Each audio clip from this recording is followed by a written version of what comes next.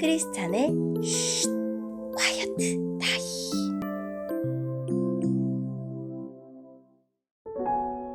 샬롬! 크리스찬 성도님들 반갑습니다. 오늘의 본문은 사무엘하 15장 24절부터 37절까지의 말씀입니다.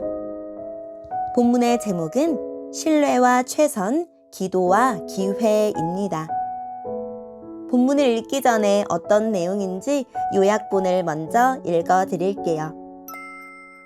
제사장 사독과 아비아달, 법궤를 메고 온 레위 사람들, 아렉 사람 후세는 도망가는 다윗을 따르려 했습니다. 그러나 다윗은 그들을 다시 예루살렘으로 돌려보냅니다. 오늘의 본문 24절입니다. 사독과 모든 레위 사람들은 하나님의 언약궤를 지고 있었습니다.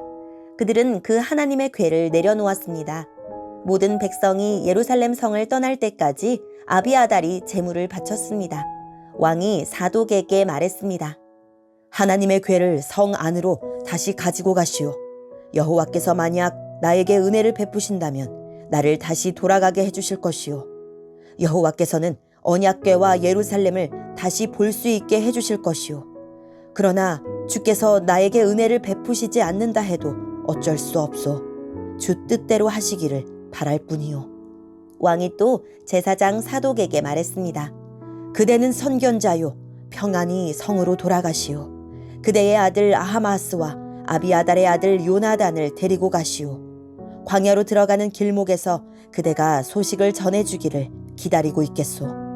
그리하여 사독과 아비아달은 하나님의 궤를 가지고 예루살렘으로 돌아가서 거기서 머물러 있었습니다. 다윗은 울면서 올리브산으로 올라갔습니다. 다윗은 두 손으로 머리를 가리고 맨발로 올라갔습니다. 다윗과 함께한 모든 백성도 자기 머리를 가렸습니다. 그들도 울면서 올라갔습니다. 누군가가 다윗에게 말했습니다. 왕을 배반하여 압살롬과 함께 음모를 꾸민 사람 중에 아히도벨도 있습니다. 그 말을 듣고 다윗이 기도드렸습니다. 여호와시여, 아히도벨의 계획을 어리석은 것으로 만들어 주십시오. 다윗이 산 꼭대기에 이르렀습니다. 그곳은 다윗이 하나님께 예배드리던 장소였습니다. 아렉 사람 후세가 다윗을 맞아들였습니다. 후세의 옷은 찢어져 있었고 머리에는 흙을 덮었었습니다. 그것은 슬픔을 나타내는 표시였습니다. 다윗이 후세에게 말했습니다. 그대가 나와 함께 간다면 그대는 짐만 될 뿐이요. 그러나 만약 그대가 성으로 돌아간다면 그대는 아히도벨의 계획을 쓸모없는 것으로 만들 수 있어. 압살롬에게 말하시오. 내 왕이시여, 저는 왕의 종입니다. 전에는 제가 왕의 아버지를 섬겼으나 이제는 왕을 섬기겠습니다.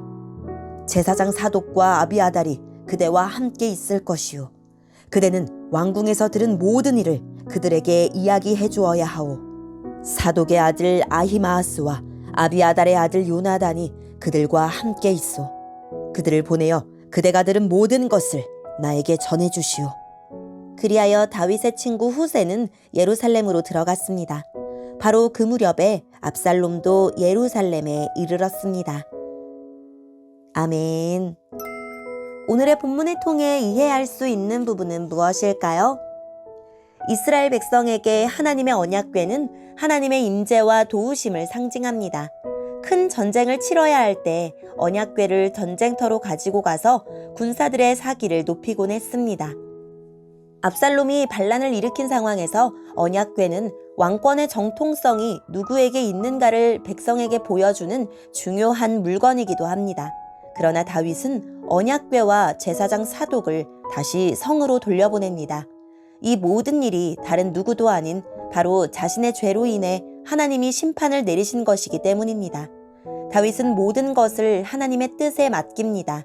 아렉 족속은 원래 가나안 원주민으로 베냐민 지파가 받은 지역에 살았습니다. 아렉 출신 후세는 이방인 출신임에도 어려운 상황에 처한 다윗을 위로합니다. 그러자 다윗은 앞서 사독을 돌려보낸 것과 같이 후세도 예루살렘으로 돌려보냅니다.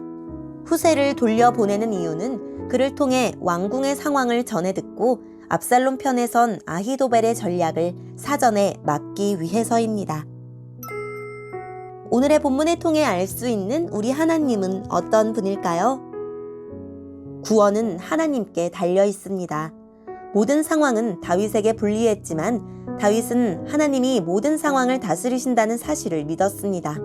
다윗이 압살롬을 피할 때 지은 시를 보면 천만인이 나를 애워싸 진친다고 해도 두려워하지 않겠다 라고 시편 3편 6절에서 말하면서 구원이 여호와께 있다. 시편 3편 8절에서 고백합니다. 다윗은 하나님께 자기 운명을 맡기면서 동시에 제사장 사독 아비아달, 후세를 예루살렘에 남겨두어 압살롬의 상황을 파악하게 했습니다. 상황이 어렵다고 해서 모든 게 끝난 것처럼 낙심하거나 포기하지 말아야 합니다. 하나님을 찾을 때 구원과 회복의 길이 열립니다. 고난 중에도 하나님은 우리를 외면하지 않으시고 은혜를 베푸시는 분임을 기억합시다. 오늘의 본문을 통해 우리에게 주시는 교훈은 무엇일까요? 주님의 궤가 있다는 것은 백성을 자기 편으로 결집할 수 있는 강력한 무기였지만 다윗은 이를 포기합니다. 주님을 수단으로 삼지 않고 주님 뜻이면 왕권도 내려놓겠다는 결단입니다. 압살롬의 반역이 주님의 징계임을 알았기에 자신의 운명이 주님 손에 달려있음도 알았습니다. 다윗은 뛰어난 모략가인 아히도벨이 압살롬과 함께 반역을 일으켰다는 이야기를 듣고 그의 모략이 실패하게 해달라고 기도합니다. 기도 후에는 후세를 만나 아히도벨의 모략이 실패하게 해달라고 협조를 요청합니다. 이후에 하나님은 후세를 통해 아히도벨의 모략을 깨뜨리십니다. 하나님은 우리의 기도와 만남을 통해 일하십니다. 기도하되 기도 후에 주어지는 기회도 잘 활용해야 합니다. 주님의 주권을 인정하는 것과 최선을 다하는 행동은 상충하지 않습니다. 다윗은 할 수 있는 일에 최선을 다하면서 주님의 주권에 따른 처분을 기다립니다. 간절히 기도하면서 동시에 실질적인 대책을 세웁니다. 기도만 하고 계획과 실천이 없는 사람은 믿음이 좋은 것이 아니라 게으른 것입니다.